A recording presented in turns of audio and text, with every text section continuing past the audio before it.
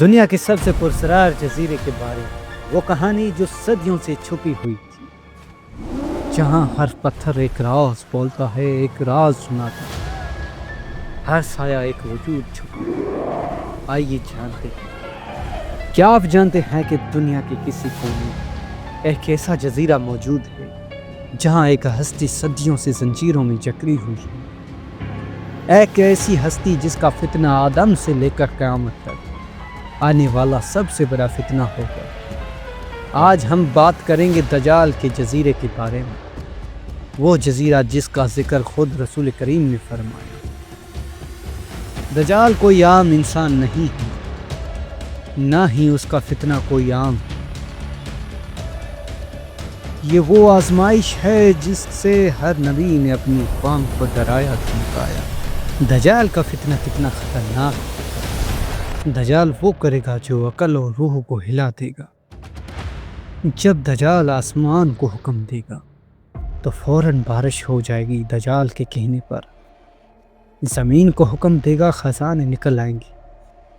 وہ جنت اور جہنم کا دھوکہ دے گا، جنت بھی جھوٹی ہوگی اور جہنم۔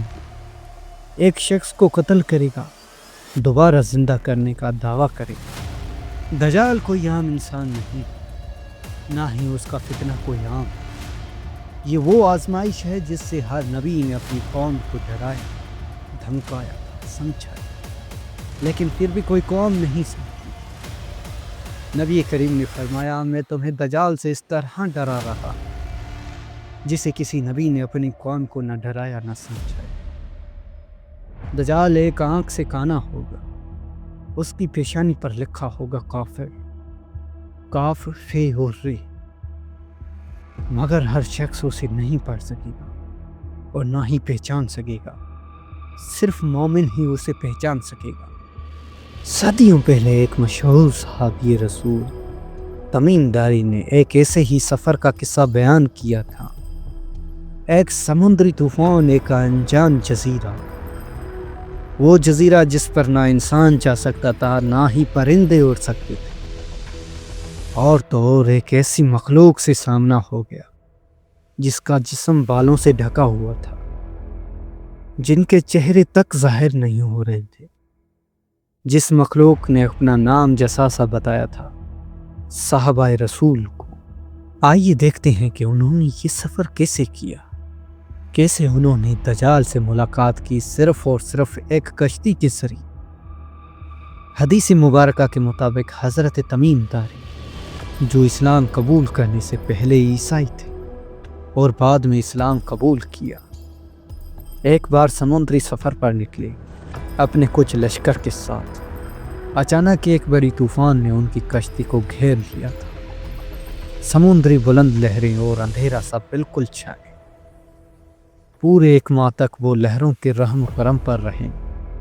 سمندری طوفان رکنے کا نام ہی نہیں لے رہا تھا، یہاں تک کہ ان کی کشتی ایک نامعلوم جزیرے کے کنارے جا لگی۔ انہیں زندگی میں اندازہ ہی نہیں تھا کہ ہم اس جگہ پر پہنچیں گے۔ جب وہ اس جگہ پر پہنچے تو دیکھا کہ یا اللہ، یہ کون سی مخلوق ہے، یہ کون سی دنیا ہے جو ہم نے زندگی میں خوابوں میں بھی نہیں دیکھی تھی، اور کبھی ہم نے تصور بھی نہیں کیا تھا اس دنیا کے بارے میں۔ جساسا سے کیسے ملاقات ہوئی؟ دا بیسٹ جساسا جزیرے پر جب تمیم داری اپنے لشکر کے ساتھ آئے، اس آئی لینڈ پر پہنچا تو دیکھا ایک گھنے درختوں کا جنگل اور عجیب و غریب ایک ایسی مخلوق، گھنے بالوں والی مخلوق۔ جزیرے پر قدم رکھتے ہی ان کا سامنا ایک ایسی مخلوق سے ہوا جس کے پورے جسم پر اتنے بال تھے کہ آگے اور پیچھے کا فرق کرنا بالکل ہی مشکل تھا۔ اس مخلوق کے ایک شخص نے اپنا نام جساسا بتایا۔ صحابہ کرام بالکل ڈر گئے، پریشان ہو گئے، لیکن اس مخلوق نے انہیں قریبی میں ایک مونسٹری میں موجود ایک شخص سے ملنے کو کہا، جو ان کا بے صبری سے انتظار کر رہا تھا، جو تمیم داری کا صدیوں سے انتظار کر رہا تھا، بے صبری سے۔ زنجیروں میں جکڑا ہوا ایک ایسا شخص، ایک غار، ایک ایسی پرانی گفا جسے دیکھتے ہی پریشان ہو گئے سارے کے سارے لشکر۔ جہاں ایک شخص لوہے کی بھاری وزنی زنجیروں میں بندھا ہوا ہے، جہاں وہ نہ گھوم سکتا تھا نہ ہی ہل سکتا تھا، ایک ایسا عظیم ہیکل انسان جس کے ہاتھ گردن کے ساتھ لوہے کی زنجیروں سے سختی سے بندھے ہوئے تھے، اس شخص نے صرف ان سے چند عجیب سوالات کیے جنہیں سن کر وہ پریشان ہو گئے۔ کیا بیسان کے نخلستان اب بھی پھل دے رہے ہیں؟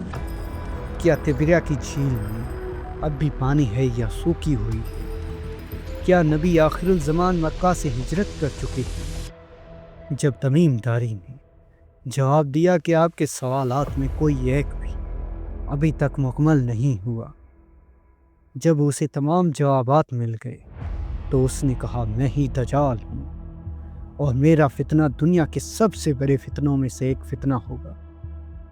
میرے سارے سوال جب پورے ہو جائیں گے میں اللہ کے حکم سے آزاد ہو جاؤں گا۔